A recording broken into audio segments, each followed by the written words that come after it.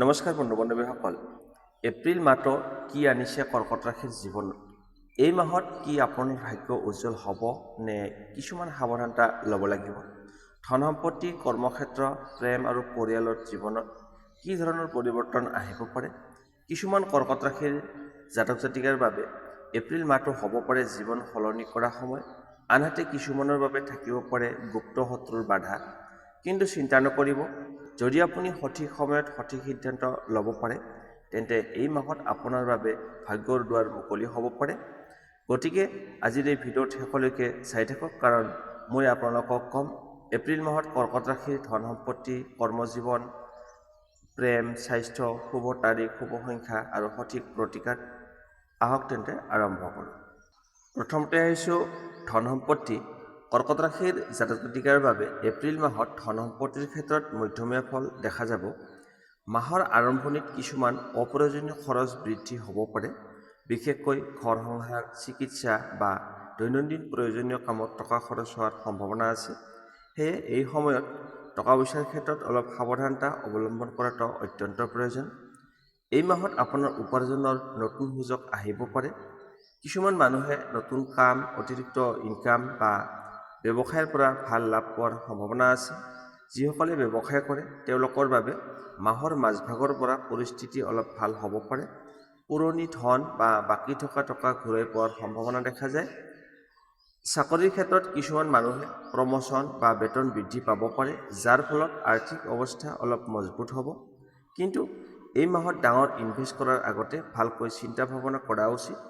খৰধৰ কৰি কিবা টকা ইনভেষ্ট কৰিলে পিছত লোকচান হোৱাৰ সম্ভাৱনা থাকিব পাৰে।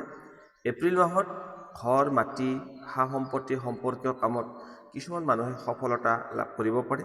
কিন্তু কোনো কাগজ পত্ৰ বা চুক্তি কৰাৰ আগতে সকলো কথা ভালদৰে পৰীক্ষা কৰি লোৱাটো ভাল। মুঠতে ক'বলৈ গ'লে এই মাহটো ধন আহিব কিন্তু খৰচো থাকিব।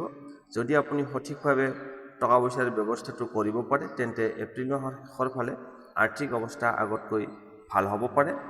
এতিয়া আহিছোঁ কেৰিয়াৰ, কৰ্মজীৱন। কৰ্কট ৰাশিৰ জাতক জাতিকাৰ বাবে এপ্ৰিল মাহটো কেৰিয়াৰৰ ক্ষেত্ৰত যথেষ্ট গুৰুত্বপূৰ্ণ হ'ব পাৰে। এই সময়ত আপোনাৰ কাম কাজত ব্যস্ততা অলপ বৃদ্ধি পাব পাৰে, কিন্তু এই ব্যস্ততাই আপোনাৰ আগন্তুক সফলতাৰ পথ মুকলি কৰিব পাৰে। মাহৰ আৰম্ভণিতে কিছুমান বাধা বা প্ৰেছাৰ অনুভৱ হ'ব পাৰে। কৰ্মস্থানত অধিক দায়িত্ব ল'ব লাগিব পাৰে আৰু কেতিয়াবা সহকৰ্মী বা ঊৰ্ধ্বতন বিষয়াৰ সৈতে মতভেদ হোৱাৰ সম্ভাৱনাও থাকিব। সেয়ে এই সময়ত ধৈৰ্য আৰু বুদ্ধিমত্তাৰে কাম কৰাটো অত্যন্ত দৰকাৰ। যিসকলে চাকৰি কৰে তেওঁলোকৰ বাবে এপ্ৰিল মাহৰ নিজৰ প্ৰতিভা দেখুৱাবলৈ ভাল সুযোগ আহিব পাৰে। আপোনাৰ পৰিশ্ৰম আৰু নিষ্ঠাই ঊৰ্ধ্বতন বিষয়াসকলক দক্ষ কৰিব। কিছুমান মানুহে প্ৰমোচন বা নতুন দায়িত্ব লাভ কৰাৰ সম্ভাৱনা দেখা যায়।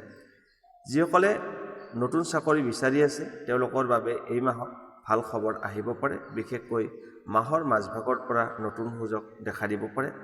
ইণ্টাৰভিউ বা চাকৰি সম্পৰ্কীয় কথাত ইতিবাচক ফল পোৱাৰ সম্ভাৱনা থাকিব।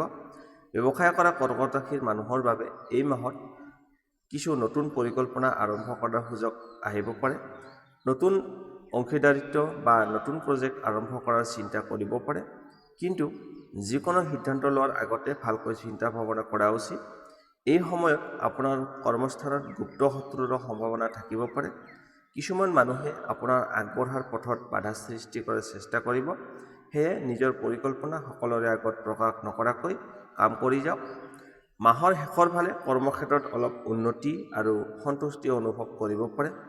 আপোনাৰ পৰিশ্ৰমৰ ফল লাহে লাহে দেখা দিবলৈ আৰম্ভ কৰিব। মুঠতে ক'বলৈ গ'লে এপ্ৰিল মাহটো কৰ্কট ৰাশিৰ বাবে পৰিশ্ৰম আৰু ধৈৰ্যৰ মাহ।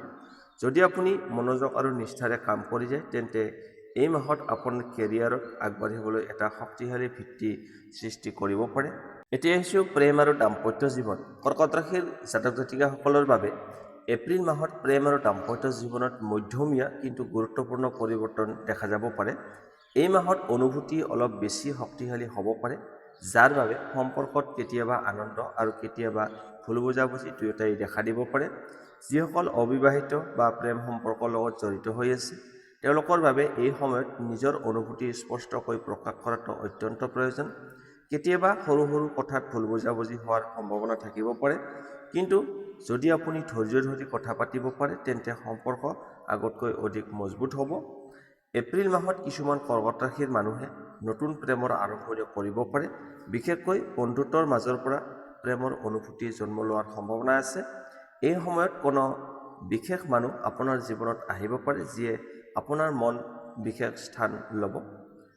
বিবাহিত জীৱনৰ ক্ষেত্ৰত এই মাহত পাৰিবাৰিক দায়িত্ব অলপ বেছি অনুভৱ কৰিব পাৰে।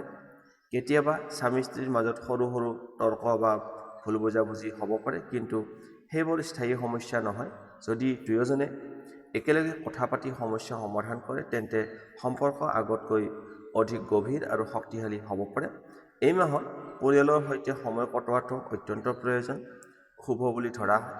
একেলগে সময় কটালে মানসিক শান্তি আৰু সম্পৰ্কত মধুৰতা বৃদ্ধি পাব। কিছুমান মানুহে পৰিয়ালৰ সৈতে ভ্ৰমণ বা বিশেষ মুহূৰ্ত উপভোগ কৰাৰ সুযোগ পাব পাৰে।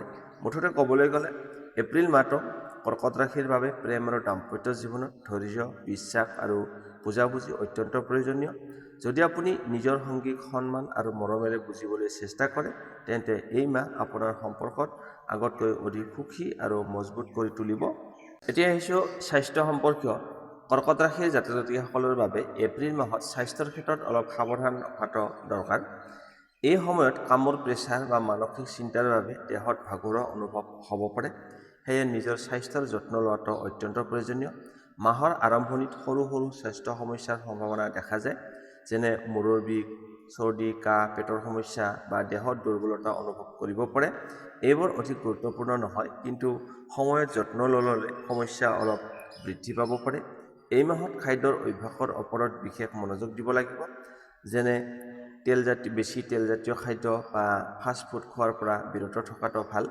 সময়মতে খাদ্য গ্ৰহণ কৰা আৰু পৰ্যাপ্ত পৰিমাণে পানী খোৱাটো অত্যন্ত প্ৰয়োজন। মানসিক স্বাস্থ্যৰ ক্ষেত্ৰতো অলপ সাৱধানতা লোৱা উচিত। অতি চিন্তা বা দুশ্চিন্তা কৰিলে টেনচন বৃদ্ধি পাব পাৰে।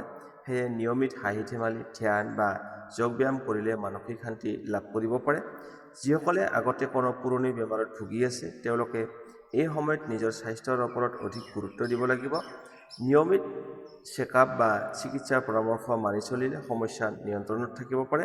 মুঠতে ক'বলৈ গ'লে এপ্ৰিল মাহটো কৰ্কট ৰাশিৰ বাবে স্বাস্থ্যৰ ক্ষেত্ৰত সাধাৰণতে ঠিকেই থাকিব, কিন্তু অলপ সাৱধানতা আৰু নিয়মিত যত্ন ল'লে আপুনি সুস্থ আৰু সতেজ অনুভৱ কৰিব পাৰিব। এতিয়া আহিছোঁ গুপ্ত শত্ৰু। কৰ্কট ৰাশিৰ জাতক জাতিকাসকলৰ বাবে এপ্ৰিল মাহত গুপ্ত শত্ৰুৰ বিষয়টো অলপ গুৰুত্ব সহকাৰে লোৱা উচিত। এই সময়ত কিছুমান মানুহে আপোনাৰ আগবঢ়াৰ পথত বাধা সৃষ্টি কৰাৰ চেষ্টা কৰিব। বিশেষকৈ কৰ্মস্থান বা সামাজিক পৰিৱেশত কিছুমান লোক আপোনাৰ সফলতাত হিংসা অনুভৱ কৰিব পাৰে। কেতিয়াবা এই গুপ্ত শত্ৰু স্পষ্টকৈ দেখা নাযায়। তেওঁলোক বন্ধুৰ দৰে আচৰণ কৰিব পাৰে, কিন্তু ভিতৰি ভিতৰি আপোনাৰ ক্ষতি কৰিবলৈ চেষ্টা কৰিব। সেয়ে এই সময়ত সকলোৰে ওপৰত অন্ধবিশ্বাস নকৰাকৈ আপুনি সাৱধান হৈ থকাটো ভাল হ'ব। কৰ্মস্থানত নিজৰ পৰিকল্পনা বা গুৰুত্বপূৰ্ণ কথা সকলোৰে আগত প্ৰকাশ নকৰাটো উত্তম। কিছুমান মানুহে আপোনাৰ কথাবোৰ ভুলভাৱে ব্যৱহাৰ কৰি আপোনাক সমস্যাত পেলাব পাৰে।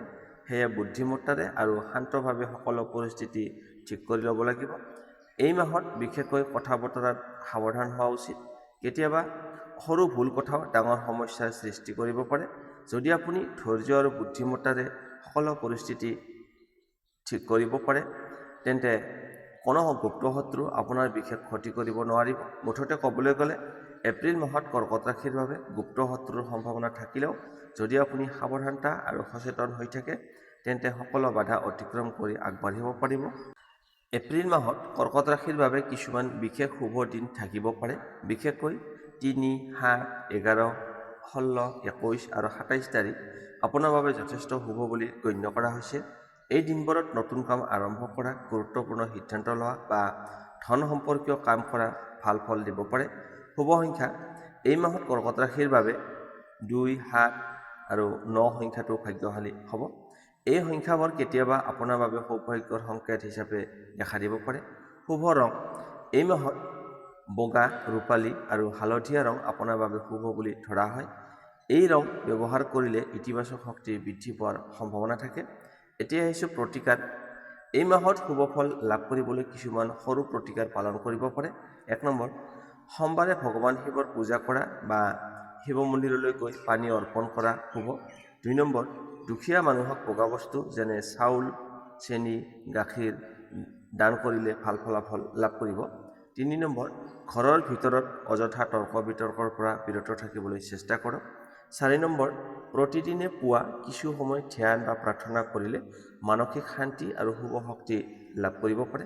মুঠতে ক'বলৈ গ'লে এই সৰু সৰু প্ৰতিকাৰ মানি চলিলে এপ্ৰিল মাহত কৰ্কট ৰাশিৰ জীৱনত বহু সমস্যাৰ পৰা ৰক্ষা পাব পাৰে আৰু ভাগ্যৰ সহায় লাভ কৰাৰ সম্ভাৱনা বৃদ্ধি পাব। বন্ধু-বান্ধৱীসকল, এইটো আছিল কৰ্কট ৰাশিৰ এপ্ৰিল মাহৰ সম্পূৰ্ণ ৰাশিফল। কিছুমান নতুন সুযোগ, কিছুমান সাৱধানতা আৰু কিছুমান গুৰুত্বপূৰ্ণ পৰিৱৰ্তনৰ সংকেত লৈ আহিব পাৰে। যদি আপুনি ধৈৰ্য, বুদ্ধিমত্তা আৰু ইতিবাচক মনোভাৱেৰে আগবাঢ়ি যায়, তেন্তে এই মাহটো আপোনাৰ জীৱনত বহু ভাল পৰিৱৰ্তন আনিব পাৰে। মনত ৰাখিব, গ্ৰহ নক্ষত্ৰই আমাক পথ দেখুৱায়, কিন্তু নিজৰ ভাগ্য গঢ়াৰ শক্তি আমাৰ নিজৰ হাততেই থাকে। সেয়ে সৎ কাম কৰক, ইতিবাচক চিন্তা ৰাখক আৰু ভগৱানৰ ওপৰত বিশ্বাস ৰাখক। নিশ্চয় সফলতা আপোনাৰ কাষলৈ আহিব। যদি আপোনালোক কৰ্কট ৰাশিৰ আৰু এই তথ্য উপকাৰী যেন লাগিল, তেন্তে ভিডিঅ'টো লাইক, শ্বেয়াৰ আৰু চেনেলটো ছাবস্ক্ৰাইব কৰিবলৈ একেবাৰে নাপাহৰিব। আৰু তলৰ কমেণ্টত লিখক আপোনাৰ ৰাশি কি। মই আগন্তুক ভিডিঅ'ত আপোনালোকৰ ৰাশিৰ বিষয়েও আলোচনা কৰিবলৈ চেষ্টা কৰিম। ধন্যবাদ বন্ধু-বান্ধৱীসকল। পুনৰ লগ পাম আগন্তুক এটা নতুন ভিডিঅ'ত। জয় শ্ৰীৰাম।